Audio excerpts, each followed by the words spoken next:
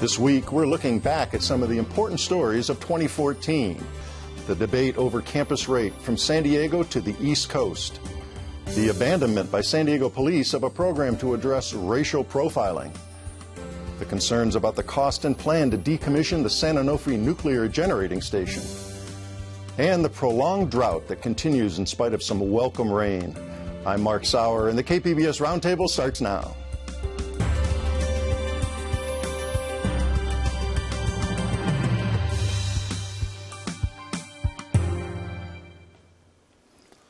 Welcome to our discussion of some of the top stories of 2014. I'm Mark Sauer.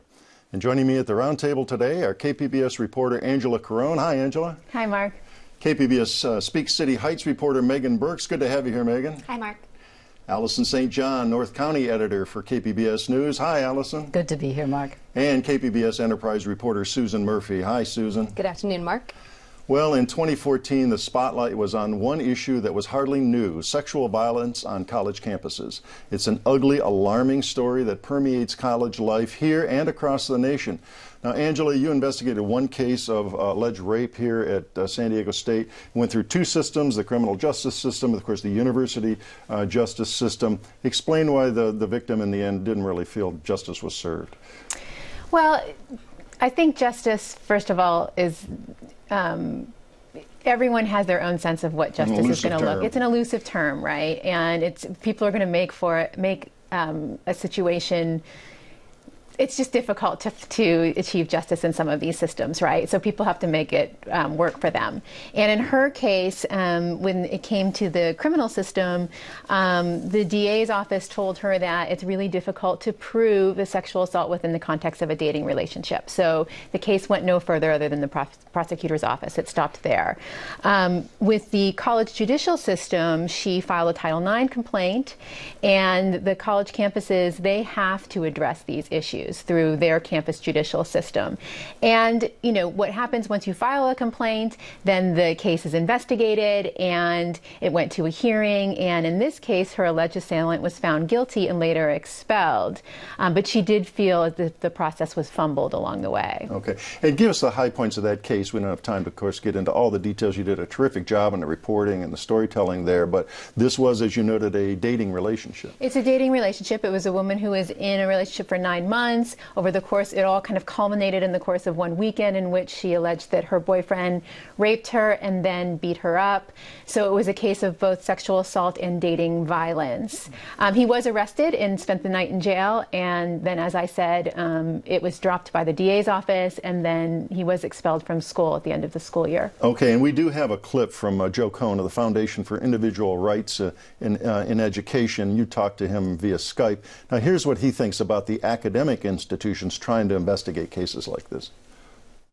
Without the benefit of forensics evidence, without the benefit of years of expertise, and without the benefit of the tools that law enforcement professionals and courts bring to bear to sort out fact and fiction, expecting them to do this well is crazy. All right, so he obviously doesn't think that colleges can do this very well at all. No, he's very critical of college campuses handling these kinds of complex cases. And he is also very concerned, Joe Cohn is, about the rights of the accused in these situations.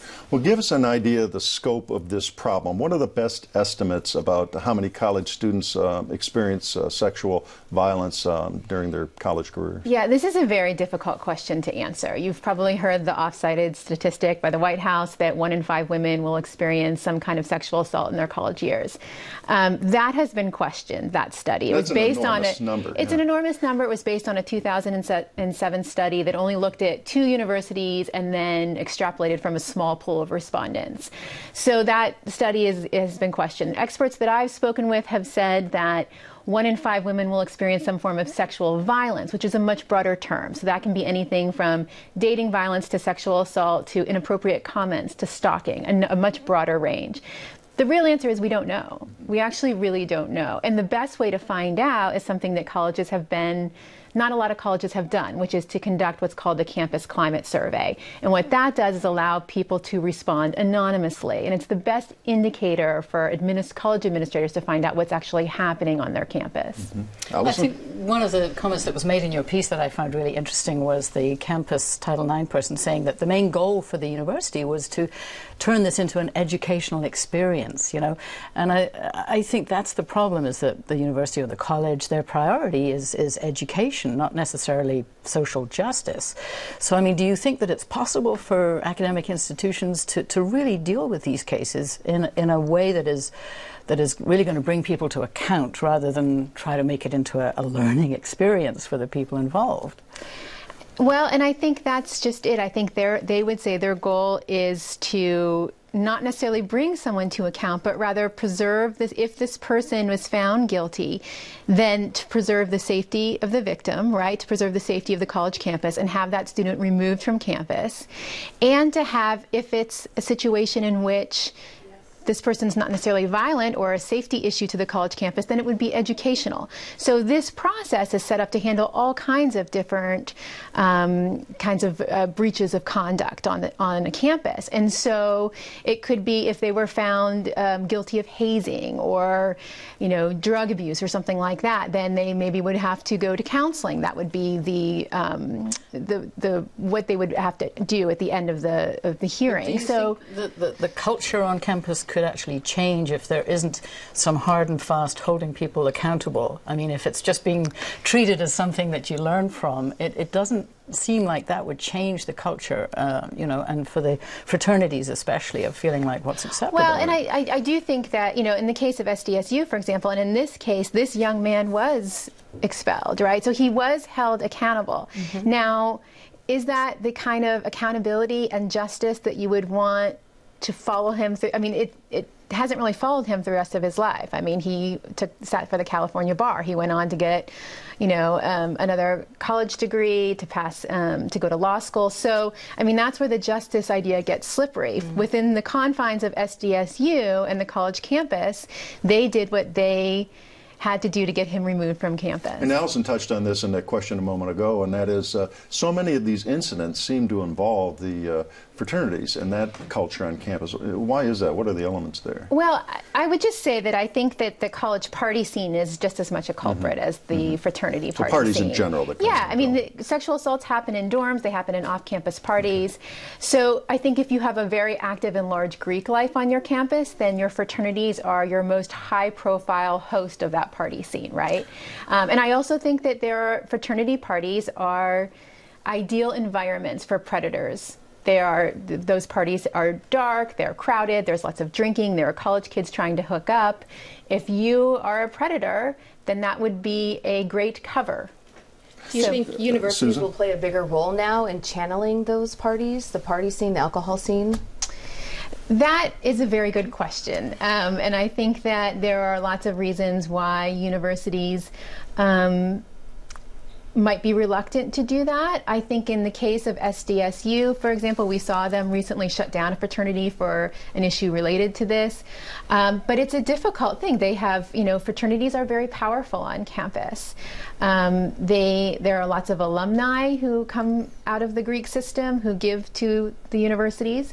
And, you know, universities do not want to single someone out unless it's a fully investigated situation. There are also liability issues there. So if they crack down, if they establish a more firm, what's called the legal duty of care over what's happening in a fraternity house, then they are suddenly more liable for what happens in that fraternity house. All right, we've got to move on, but I'm sure we'll see in 2015 the reporting continue as the spotlight continues on this issue on campuses. Well, unarmed black men dying at the hands of police in Ferguson, Missouri, New York, L.A., and other cities sparked protests and outrage across the nation in 2014. Months before this story broke, KPBS reported on how San Diego police all but abandoned its efforts to track data on racial profiling by officers. Megan, start by telling us what that program was about in terms of tracking that racial profiling. Sure. The San Diego Police Department was actually one of the first in the nation to start collecting racial data on those they stopped. stopped for traffic violations and for enforcement reasons. And so it's actually a policy on their books to record this information at every stop. But over time, the officers had kind of stopped. And so Liam Dillon and I, Liam Dillon at Voice of San Diego, we found that the information was recorded for fewer than 1 out of 5 stops as of late last year. So they went from kind of this model program of community relations in this regard to kind of abandoning it. Right, they weren't keeping track. And one of the reasons that Liam and I looked into this was because we were hearing from community members that they felt like racial profiling was happening. Mm-hmm. Now this must be something that if the chief and the assistant chiefs want this to happen and keep it going, the officers will do it. But the leadership must have thought, well, it's not a priority any longer. Right. We were able to sit down with former police chief William Lansdowne and his assistant chiefs, and what they said was that there wasn't a demand for it in the community. They weren't hearing from people that it was a problem, and so they just didn't feel like it was a problem, and so they just kind of let up. They kind of slackened on that policy to collect the data. It started a shift to the back burner.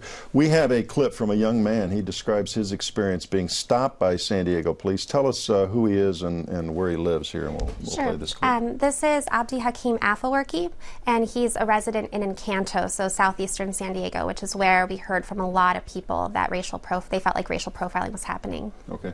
It's not usual, can I have your license or registration? It's usually, for me, it's, are you in a gang? Are you from such gang? Are you on parole? Are you on probation? Are you carrying a weapon? Do you have drugs in your car? Before they even ask me my license.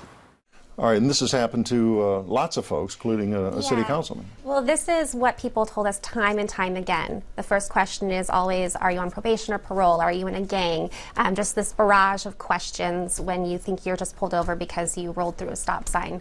But we heard from David Alvarez in 2013 at a mayoral debate. City councilman. Yeah, he said that he believes he's been stopped by police based on the color of his skin. And Chief William Lansdowne had said, we haven't heard this in a long time, but we spoke with Laychala Wilson, who's the president of the NAACP, and she had said, really? We had a meeting that he was at, and we talked about this there. Now, there were some things that happened after this story came out, and this became a focus here in our community. Chief Lansdowne is no longer chief, for one thing. Yeah, and we have to remember that this story came about at a time where we were also talking about the Arevalos case, a lot of misconduct cases involving Remind us briefly, involving Arevalos, some sexual assault cases and that sort of thing. And so Chief William Lansdowne abruptly retired. He said that he felt he was kind of a lightning rod for criticism, and that would distract from fixing the department. So Shelley Zimmerman took his place as police chief, and she actually implemented some of his suggestions at the time that this article came out. So we now have police officers who are wearing cop cams or body cameras, and that's going to go department-wide. The police department is collecting data on all traffic stops again. Shelley Zimmerman amended some policies, so officers are no longer supposed to ask, are you on probation or parole, right out at the gate. That was considered really offensive in the black community. And they also amended a policy saying that officers shouldn't sit people on the curb unless it's for safety reasons.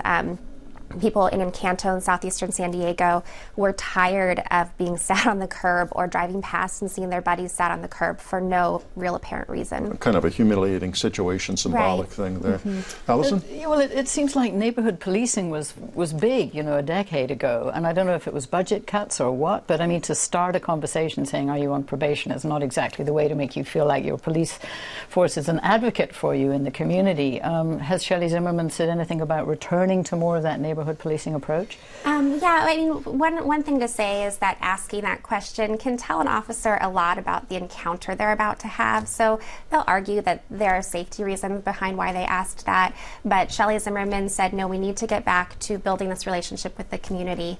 And so they already held a lot of community meetings before our story came out, but the people at those meetings were people who supported the police. It wasn't Abdi Hakim. It wasn't these people who didn't want to talk to the police because they felt harassed. addressed. And so she's really kind of increased efforts to have these community forums where people can bring these concerns forward. Now, after your story came out, there was the kind of the first round of excuse me, renewed racial profiling data that came out in May. What did that show? It showed that that black drivers were pulled over at a rate 3 times, double their percentage of the population. Hispanic drivers were also pulled over more than they should be based on their percentage of the population. But the police department and then even researchers who are kind of critical of the police say you can't tell a whole lot from stop data that doesn't take into account what kind of neighborhood or what kind of crime was happening at that time. The ACLU actually zeroed in on one piece of the data that was released on searches, and it showed that black drivers were 3 times more likely than white drivers to be searched, but their searches were far less likely to result in an arrest. And so they said, there's a problem here. Black residents in San Diego must be subject to more arbitrary searches. All right, and we'll look forward to your follow-up reporting in 2015, I'm sure, as you'll look and see how this story progresses. Yep, we'll get more data in early 2015. All right, thank you. Well, there is nothing cheap nor easy about shutting down a nuclear power plant. Questions and controversy have persisted since Southern California Edison decided to close the San Onofre plant that's the generating station, SONGS as it's known. They closed that plant in June of 2013. A settlement has been reached on who will pay for the faulty steam generators at the shuttered plant. And Allison, let's talk about that settlement a little bit. Who gets the short end of that stick?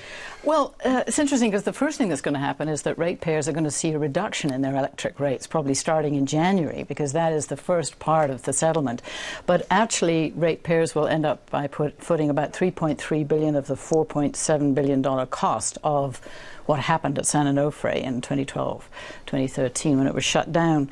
So even although there will be some rebates that will show up in our bills right away, right at the beginning of January, as the year progresses, our bills are going to go up, and the only thing that the rebates will do is slow the progression of the increase in our electric rates. And some people are actually still complaining that the settlement was reached before anybody actually established who was at fault for what happened at San Onofre, and that should be established before ratepayers are stuck with any bill.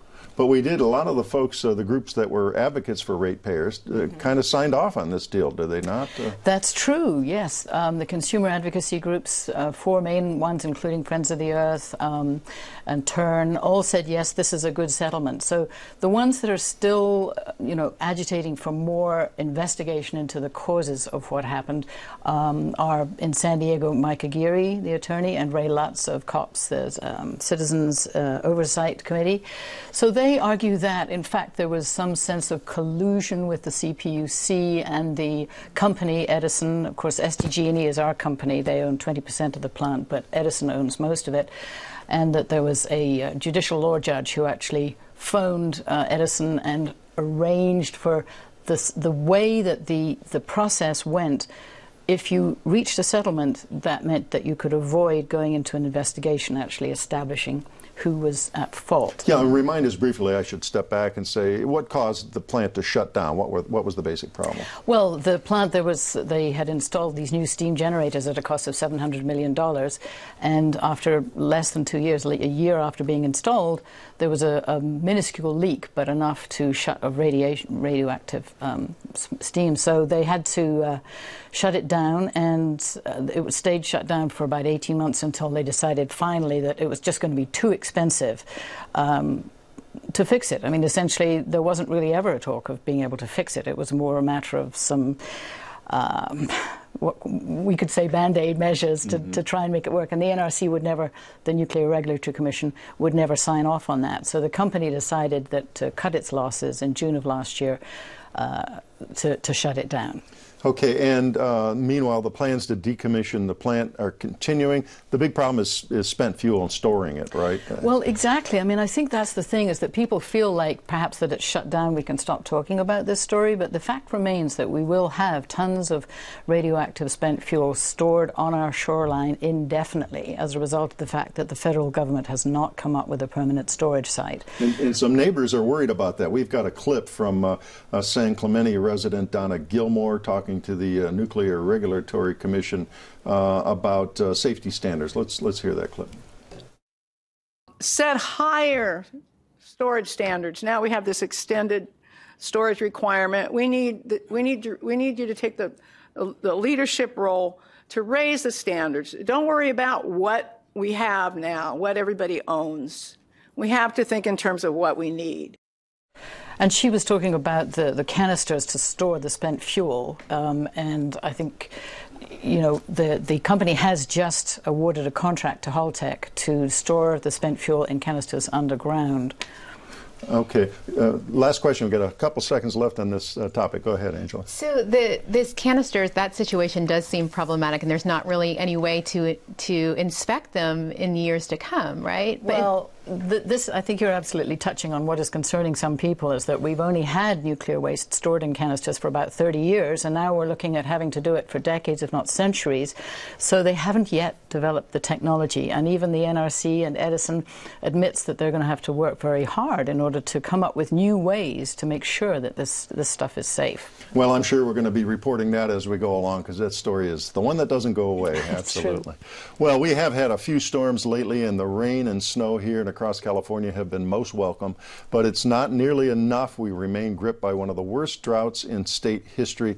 Weather events topped the headlines in San Diego throughout 2014, from severe drought to record Santa Ana winds. Average ocean temperatures are very high, and now this week, low elevation snow. We've been all over the place. Susan, here, give us a quick roundup. What was this year like in the weather? It's definitely been a year of extremes. I mean, we're seeing this week people building snowmen in their front yards in 1,000-foot level elevations. But the fact is that we still remain under a severe drought. And if we look back to January, we started the year with a high pressure dome that just wouldn't budge. In January, we got 0.01 inches of rain. That's unheard of. And I think it rained just a tad the last hours of January. February, we got 1 inch. Combined, those 2 months, the wettest months of our year, usually bring 4 inches of rain. By the end of our rain year, June 30th, we were down, I think, about 6 inches, nearly 6 inches deficit of rainfall. So normally we get around, what, say 10 inches as a normally our annual rainfall is about 10 inches. And now we're down around 3-4 inches. That's it. And so it's actually an accumulation of 3 years of drought, which we are about a little bit more than a foot of rain below where we should be. On top of our rainfall, it was one of the warmest years ever. In California, they have said that it is the warmest year ever on record. Globally, it's the warmest. San Diego, they're still crunching some numbers, but it is believed that San Diego will also top out as if you combine the highs and lows for the entire year, I think it was 67, 68 degrees, which is very warm. I don't know how much higher than the average, but it's going down as the warmest year on record as well. Even with these very cold temperatures that wrapped up the last few days of the year here. Yeah, so we'll see what these frigid temperatures this week will do to the overall totals. And the results of these, as we know, were extreme wildfires in April and May. Yeah, we've never seen a week of Santa Anas like that. We had two back-to-back Santa Anas. We had winds up at Sill Hill, which is in the Cuyamaca Mountains, at 87 miles an hour. That's unheard of. Especially in May. So the parched hillsides and the combination of 3% humidity levels, 100-degree temperatures in May, I mean, just explosive fires, and we saw the... So that's the huge effect and the obvious direct impact that happened here in 2014. But also in this year and ongoing, the impact on the average San Diegan is going to be felt as well. We're in water restriction territory right now, and we're seeing the signs and the campaigns for that. Our overall water supply statewide is down to a third. We have a 1-year reserves left of water supply, so hopefully we will get some rain to replenish those. But we did enter mandatory water restrictions this year, watering your grass 3 times a week, no spraying down sidewalks, lots of other impacts. Now, if we continue on this trend of drought, hopefully we will continue with rain, but there will be more cutbacks. They're saying cutbacks now for 2015. And so that, you know, the next level of drought for San Diego County is a level 3, which would mean 40% conservation. Now, Allison, you've done some stories. Of course, I think we're on schedule yet for the desalination plant, which is going to help, but it's not going to solve all these problems. Give us the thumbnail on that. Well, it's interesting because it is going to come online. This actually, is in at the end Carlsbad, of yes, the largest desal plant in the Western Hemisphere should come online probably October, November of this coming year, 2015, and that will provide 7% of the water for San Diego region. So 7% is not to sneeze at, but I mean that's not going to solve the problem. It's some reliable water that we know is not going to go away, assuming everything works out. And the San Diego City Council recently approved a $3.5 billion wastewater recycling program, so that'll increase our water use. I think they say 30% within 25 years. I can't remember the date, but all right. Well, we are, as you noted here, and we got just a short time left, but we are coming into the 2 wettest months. What do the folks say? The dweebs, our friends up in Mammoth, Susan, that you and I look at, and the long-range forecasters. Are we hopeful here that we're going to get some miracles before March, maybe a January, February miracle this year? If you look at the Climate Prediction Center, they are saying that we do have an above-average chance for rainfall for the coming months, but there's definitely no guarantees, as always. So we'll just have to wait and see. This month has been great. We have gotten 5 inches of rain in December alone. That's more than the whole year combined, I think.